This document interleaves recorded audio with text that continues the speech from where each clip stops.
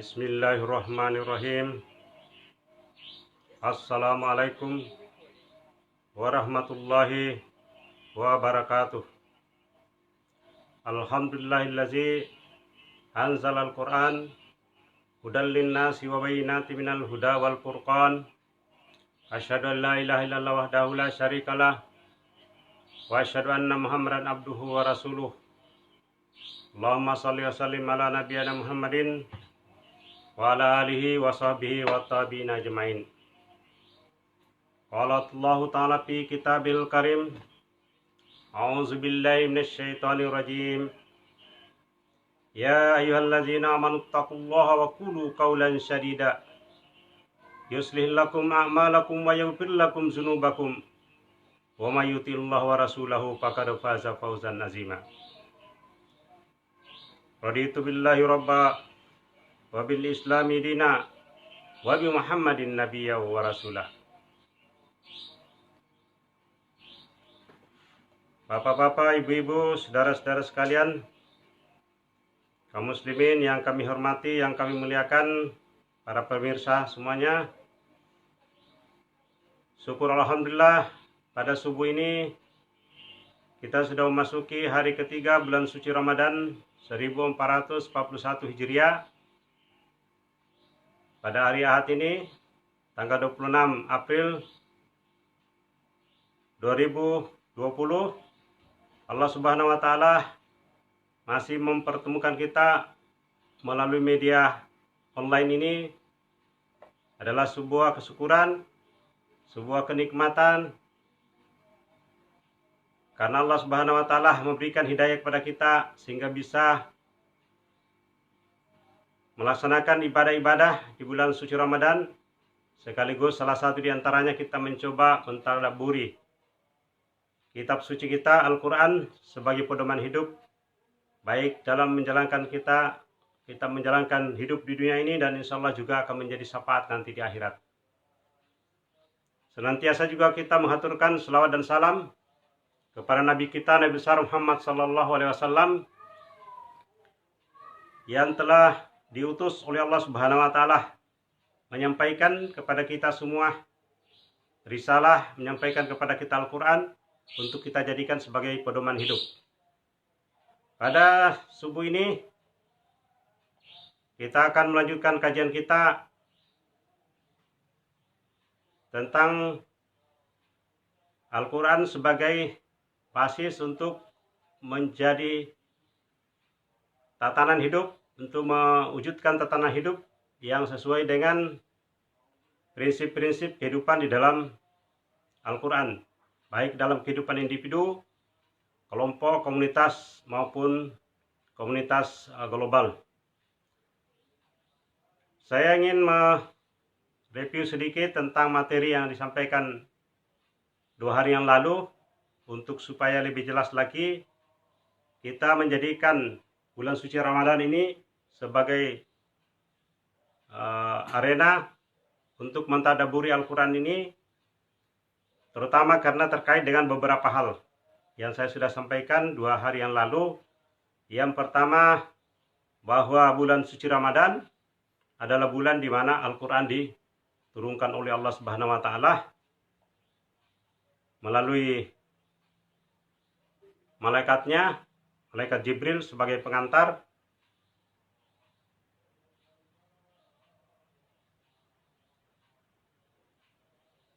untuk dijadikan sebagai pedoman hidup oleh umat manusia sampai akhir zaman.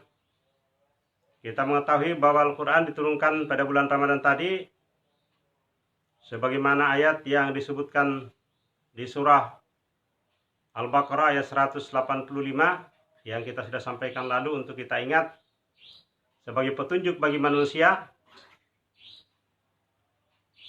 juga untuk penjelasan-penjelasan mengenai petunjuk itu, dan juga sebagai pembeda antara hak dengan yang batil, sebagai furqan.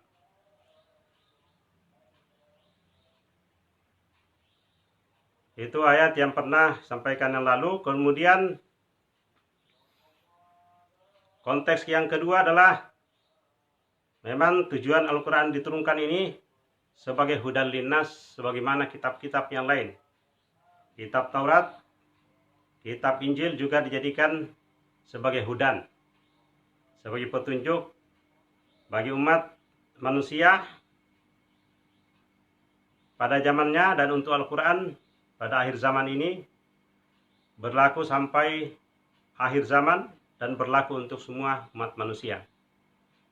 Seperti yang disebutkan di dalam surah Al-Baqarah ayat kedua, Zalikal kitabul la raiba fihi hudal lil muttaqin. Ini adalah kitab Al-Quran, la raiba fihi, tidak ada keraguan di dalamnya, sebagai sebuah perkataan yang benar dari Allah Subhanahu wa taala.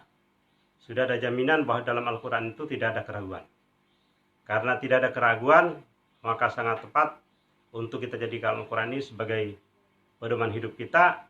Tidak ada perdebatan lagi bahwa apakah Al-Quran itu benar atau tidak. Ini Allah sendiri sudah memastikan bahwa itu adalah sebuah kebenaran. Nah, selain itu ada jaminan bahwa Al-Quran juga akan terpelihara. Inna nahnu nazzalna zikra wa inna lahu lahafizun.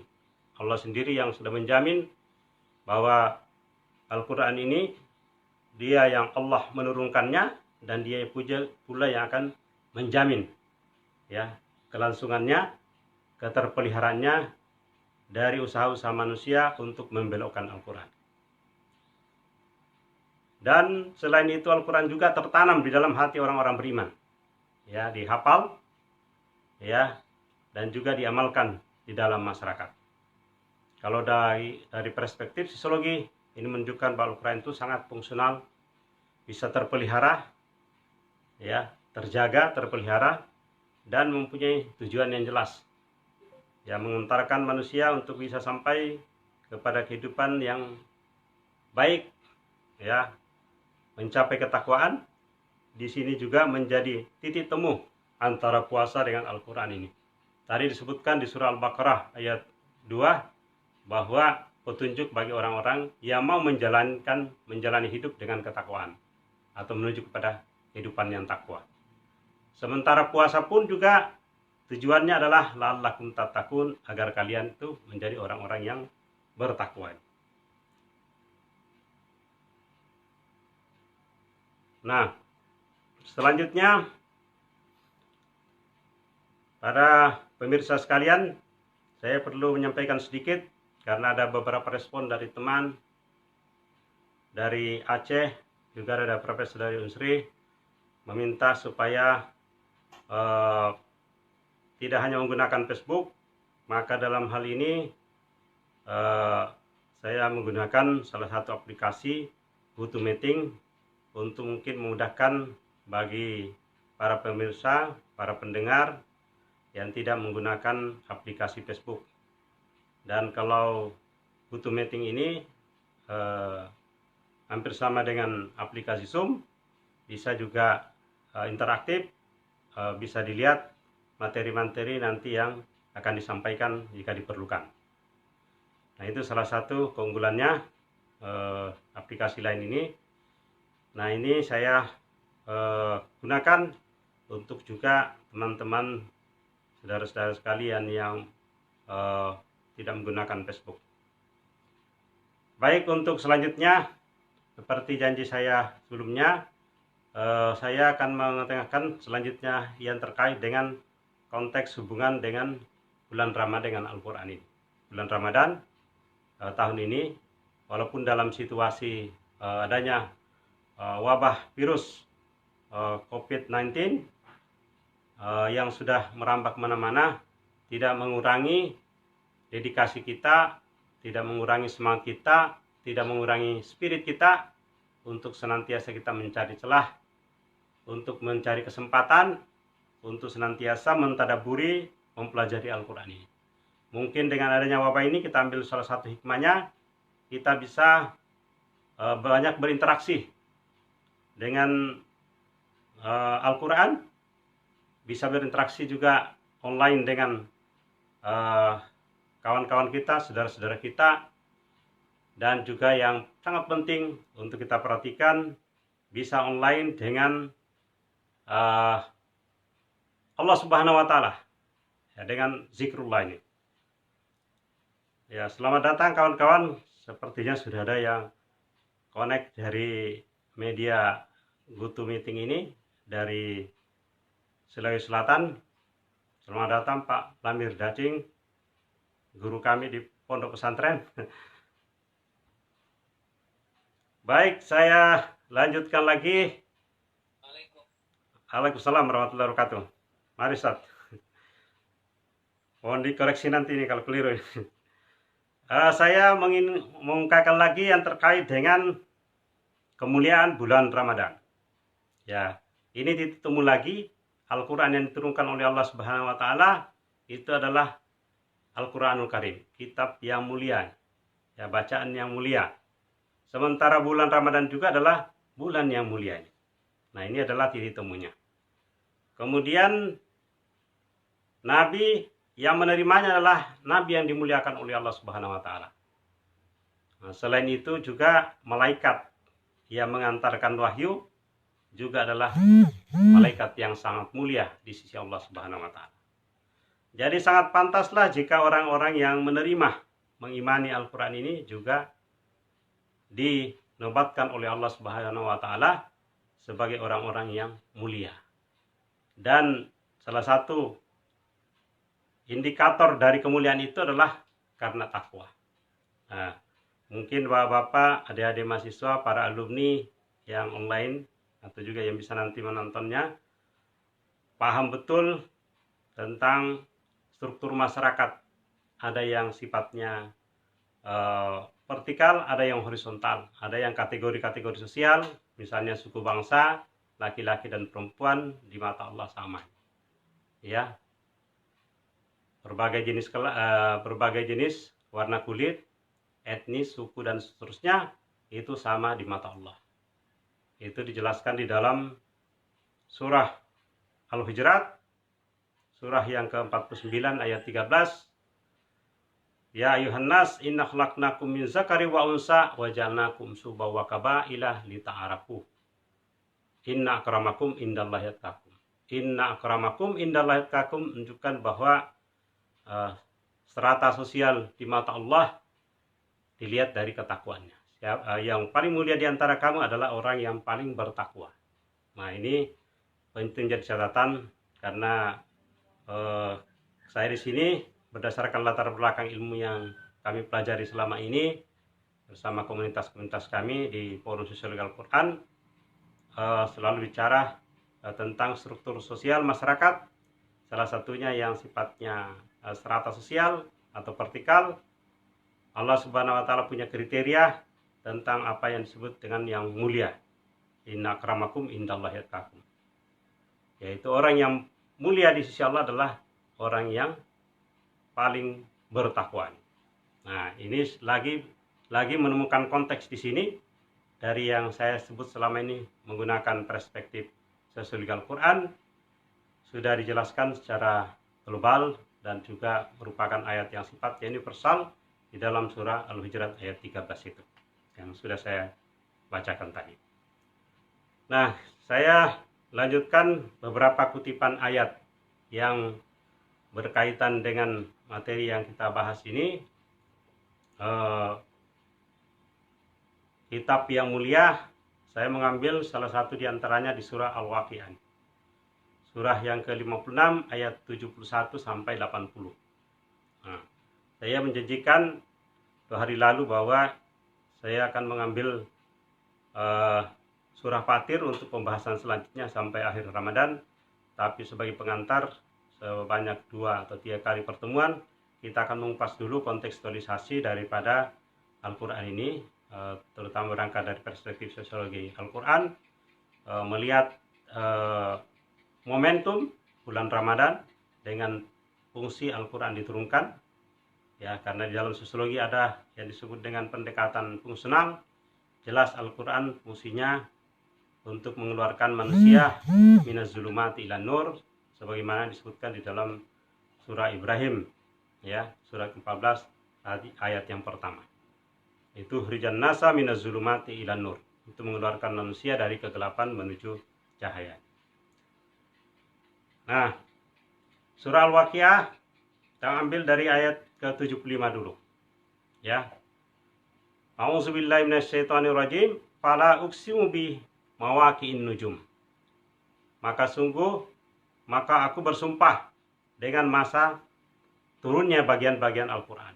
Allah Subhanahu wa taala bersumpah sendiri tentang turunnya Al-Qur'an. Wa innahu lakasamun lau ta'lamun azim. Sesungguhnya sumpah itu adalah sumpah yang besar. Ya. Sumpah yang besar, ya. Kalau kamu mengetahui. Jadi sumpah yang dikatakan oleh Allah Subhanahu wa taala adalah sumpah yang besar. Nah, sumpah tentang apa itu? Ini disebutkan di ayat 77. Innahu laqur'anun karim. Sesungguhnya Al-Qur'an itu adalah bacaan. Quran sebagai bacaan yang sangat mulia, karim. Sangat mulia. Jadi benar-benar Al-Qur'an ini adalah Allah sendiri yang memuliakan. Kalau Allah sendiri yang memuliakannya, bagaimana tidak dengan kita sebagai ciptaan Allah? Sementara Al-Qur'an ini adalah kalam Allah, kalamul lain. Ya. Fi kitabim maknun, yang tersimpan, terpelihara di Lauhul Mahfuz sana. Ya. La yamassu illal mutahharun, tidak menyentuhnya kecuali orang-orang yang disucikan. Ya. Sucikan di sini tidak terbatas dalam arti kita dianjurkan kalau membaca Al-Qur'an, tadabburi Al-Qur'an, berwudu dulu. Ini sunnahnya, adabnya untuk berinteraksi dengan Al-Qur'an. Tetapi juga hatinya suci, pikirannya bersih. Dengan cara itulah kita bisa lebih dekat dengan Al-Qur'an, lebih bisa kita mencintai Al-Qur'an ini. Tanzilum mir rabbil alamin, ya, diturunkan dari Rabb, dari Allah, ya, Rabbul Alamin. Rabb ini kalau menggunakan tauhid rububiyah ini, Allah sebagai statusnya, kedudukannya sebagai pencipta, penjaga, pemelihara alam semesta ini, termasuk manusia sendiri. Jadi Rabb seluruh alam ini menunjukkan bahwa benar-benar Al-Quran ini tidak datang dari hayalan-hayalan, tidak berdatang dari dongeng-dongeng atau cerita-cerita terdahulu sebagaimana yang dituduhkan oleh sebagian kecil dari kafir Quraisy atau umat-umat lain pada masa itu yang tidak beriman kepada Al-Quran, menganggap bahwa Al-Quran itu adalah sihir mubin, sihir yang nyata ini. Seperti yang disebutkan di dalam surah Sab ayat 6. Nah, kemudian yang berikutnya kita menyampaikan konteks yang keempat, bahwa di bulan Ramadan adalah bulan yang penuh keberkahan. Ya, penuh keberkahan karena Allah Subhanahu wa taala menjanjikan seluruh pahala manusia akan dilipat gandakan. Ya. Juga macam-macam keberkahan yang diterima dengan puasa ini, banyak hikmah yang kita bisa peroleh. Misalnya dengan kesehatan, apalagi masa sekarang, dengan puasa kita bisa meningkatkan imunitas kita, daya tahan kita dari penyakit. Ya, kita akan lebih segar karena metabolisme dalam tubuh kita ini akan mengalami proses yang akan menyegarkan kembali apabila kita selesai melaksanakan ibadah puasa. Nah, keberkahan di sini selain kepada bulan Ramadan, Allah Subhanahu wa taala juga menyebut bahwa Al-Qur'an itu adalah penuh keberkahan. Ya, antara lain disebutkan di surah Al-An'am, surah ke-6, surah ayat ke-92 dan 155. Saya membaca atau memilih salah satu saja. Wa hadza kitabun anzalnahu mubarakun fattabi'uhu wattaqu la'allakum turhamun. Dan Al-Qur'an itu adalah kitab yang kami turunkan, yang diberkati. Ya, anzalnahu mubarakun. Jadi Al-Qur'an itu diturunkan, yang diturunkan oleh Allah Subhanahu wa taala adalah diberkati oleh Allah Subhanahu wa taala. Ya. Fattabi'uhu, maka ikutilah. Ikutilah dia. Dia ini maksudnya menunjuk pada merefer kepada Al-Qur'an sendiri. Ikutilah atau kepada Allah Subhanahu wa taala, ya, berbagai perintahnya dalam Al-Qur'an disuruh kita untuk mengikutinya. Dan bertakwalah. Ya, tentu saja di sini bertakwalah kepada Allah agar kamu diberi rahmat. Jadi adalah janji Allah Subhanahu wa taala bahwa siapapun yang mempunyai derajat takwa, Allah Subhanahu wa taala akan memberikan rahmat, memberikan kenikmatan, bahkan janji ketenangan di dunia maupun nanti keselamatan sampai di akhirat nanti. Nah, konteks yang lain lagi, kenapa kita menjadikan Al-Quran dengan dengan menggunakan perspektif sosiologi ini? Karena di dalam Al-Quran banyak sekali ayat-ayat yang diulang-ulang, ya, diulang-ulang sebagai pelajaran, ya, sebagai ibrah. Kenapa diulang-ulang? Setidak-tidaknya peristiwa tersebut adalah sangat penting, atau peringatan itu adalah sangat penting, ya, karena fungsi Al-Quran sebagai juga untuk membawa kabar gembira, ya, basira wa nasira, kabar gembira dan peringatan pada umat manusia nih.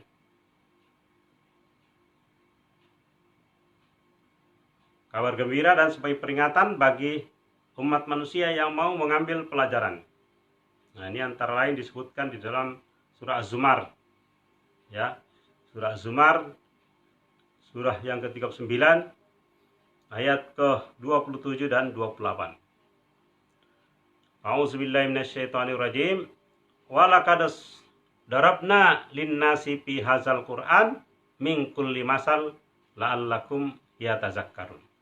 Sesungguhnya telah kami buatkan bagi manusia dalam Al-Quran ini setiap macam-macam perumpamaan, ya, supaya mereka itu dapat atau mendapat pelajaran, ya.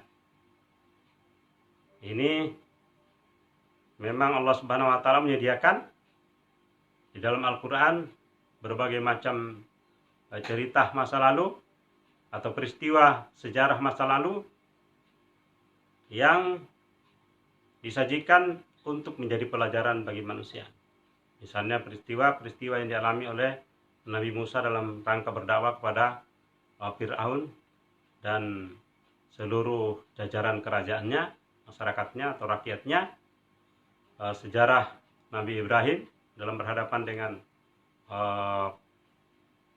Raja Namrud dan tentaranya, bala tentaranya.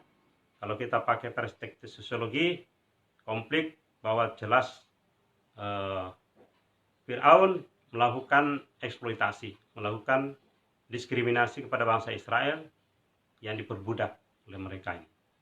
Sehingga mengajak Nabi Musa, mengajak Fir'aun dan bala tentaranya dan rakyatnya untuk beriman kepada Allah, juga untuk membebaskan bangsa Israel yang diperbudak di sana. Nah, ini bisa disebut sebagai perspektif konflik di mana ada praktek eksploitasi manusia dan Taurat sebagai hudan, sebagai petunjuk yang disampaikan atau diberikan kepada Musa alaihissalam untuk membebaskan orang yang tertindas.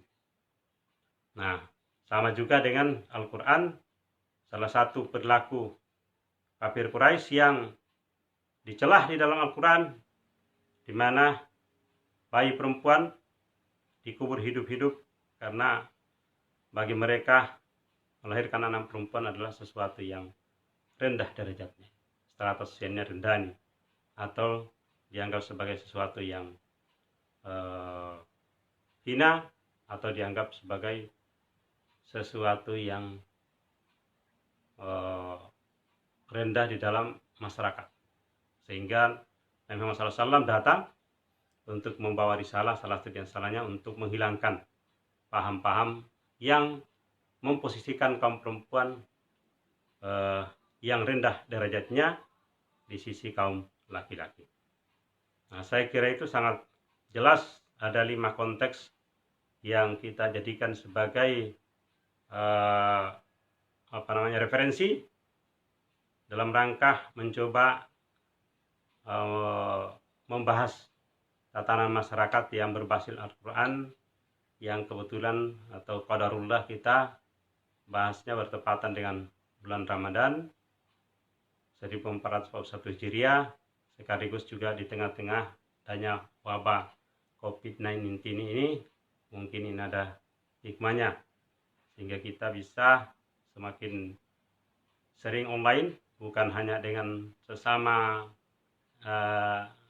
teman, kawan, atau kerabat, atau handai tolan lain dengan menggunakan aplikasi, tetapi juga online dalam rangka, dalam konteks ini adalah zikrul, ya, zikir kepada Allah Subhanahu wa taala.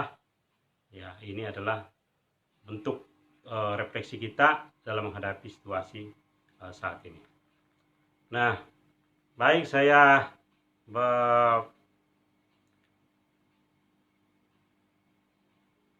simpulkan dulu sebelum tutup materi saya ini, untuk melihat konteks tadi, terutama dalam menghubungkan perspektif sosiologinya di sini, bahwa fungsi daripada Al-Quran diturunkan ini yaitu sebagai pedoman hidup, sebagai tatanan untuk menata atau tatanan masyarakat, baik dalam konteks individu, keluarga, maupun komunitas yang lebih luas sampai komunitas global. Ya, itu jelas sudah disebutkan dalam Al-Quran tujuannya itu, seperti yang saya sudah sebutkan tadi. Kalau digunakan perspektif sosiologi, ini adalah sifatnya fungsional dan dijamin terpelihara. Tujuannya pun jelas, ya, dalam perspektif Talcott Parsons atau pemikir sosiologi Amerika menyebutkan salah satu diantaranya sebuah sistem itu dia harus punya tujuan, ya, ada goalnya, terus ada maintenance-nya, ini terpelihara, terjaga ini, ya. Dan Al-Quran, Allah sendiri sudah menjamin itu. Kemudian juga kita di dalam perspektif sosiologi seringkali berbicara tentang status, ya, status nih. Nah, ini Al-Quran, Allah Subhanahu wa taala memberi status yang luar biasa, yaitu sebagai kitab yang mulia, kitabun karim. Juga Allah sendiri adalah yang maha mulia, Al-Karim. Kemudian malaikat yang diutus, malaikat Jibril juga adalah pemuka di antara para malaikat, ya, sehingga Jibril itu seringkali disebut dalam Al-Quran tersendiri. Sesudah itu disebutkan kata al-malaika, malaikat-malaikat yang lain. Jibril disebut di awal ini. Nah, dia adalah hamba Allah yang sangat mulia, diturunkan kepada Nabi kita Muhammad SAW yang mulia, ya, sampai-sampai para malaikat pun berselawatnya kepada Nabi kita Muhammad SAW. Innallaha wa malaikatu yusalluna 'alan nabi. Bukan hanya malaikat, Allah sendiri berselawat kepada Nabi kita Muhammad SAW. Itu menunjukkan malaikat-malaikat dan Allah sendiri berselawat kepada Nabi kita Muhammad SAW, menunjukkan bahwa betapa mulianya Nabi kita Muhammad SAW yang diperintah oleh Allah Subhanahu wa taala untuk menyampaikan Al-Quran kepada kita umat manusia. Diturunkan pada momen yang sangat mulia dari 12 bulan yang ada di dalam kalender, dalam penanggalan bulan Ramadan adalah bulan yang mulia, ya. Karena itulah orang yang menerimanya, mengimani Al-Quran ini adalah juga orang-orang yang dimuliakan oleh Allah Subhanahu wa taala. Seperti yang saya sudah sebutkan tadi, ujungnya di situ, goal akhirnya di sini adalah, yang menjadi tujuan akhirnya adalah untuk menjadi orang yang bertakwa. Pedoman bagi orang takwa, ya, kita berharap dengan bulan Ramadan ini kita semakin kuat iman dan takwanya kepada Allah Subhanahu wa taala. Nah, saya kira inilah yang saya sampaikan sebagaimana janji saya dalam undangan yang diedarkan lewat Facebook maupun lewat media sosial yang lain. Waktunya sekitar 30 menit. Saya mengambil tadi waktu jam 5.30 untuk memastikan bahwa saudara-saudara kita yang mungkin bisa online seperti Pak Profesor Syafi'i dari teman dari Universitas Syekh Kuala. Saya pikir kalau jam 5.30 di Aceh mereka sudah selesai melaksanakan salat subuh karena ada perbedaan waktu. Dan juga yang kawan-kawan yang dari Malaysia juga sudah bisa online dengan waktu tersebut karena sudah melewati waktu subuh. Nah, sekarang sudah sampai waktunya. Demikian yang saya bisa sampaikan.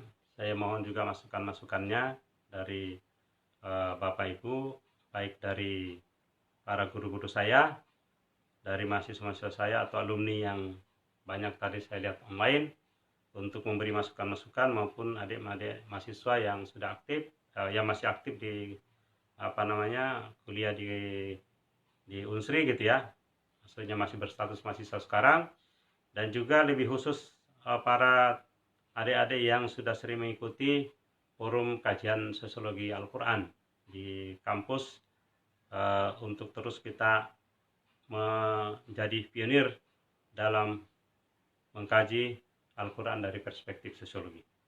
Mudah-mudahan dengan cara ini kita bisa berkontribusi berdasarkan bidang keilmuan kita di masyarakat kita di mana saja kita berada, karena sosiologi menyangkut sisi kehidupan yang sangat luas. Nah, itulah pentingnya kita belajar, dan Al-Quran adalah sifatnya universal, berlaku dari sejak Nabi Muhammad SAW menerima Al-Quran, dan insya Allah akan juga sampai berlaku sampai akhir zaman nanti. Demikian, billahi fisabilil haq. Mari kita berlomba-lomba menuju kepada kebaikan. Dan saya ingatkan lagi, insya Allah pada Selasa ke depan kita lanjutkan seri ketiga. Kita akan memulai membahasnya di surah Al-Fatir beberapa ayat, dan kita akan dukung dengan ayat-ayat lain. Waktunya sama dengan menggunakan aplikasi yang sama. Subhanakallahumma wa bihamdika asyhadu an la ilaha illa anta astaghfiruka wa atubu ilaik. Assalamualaikum warahmatullahi wabarakatuh.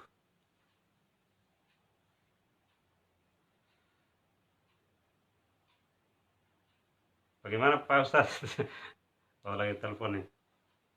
Baik, saya tutup aplikasinya. Bisa komunikasi lagi lewat media sosial yang lain. Sampai jumpa di hari Selasa yang akan datang.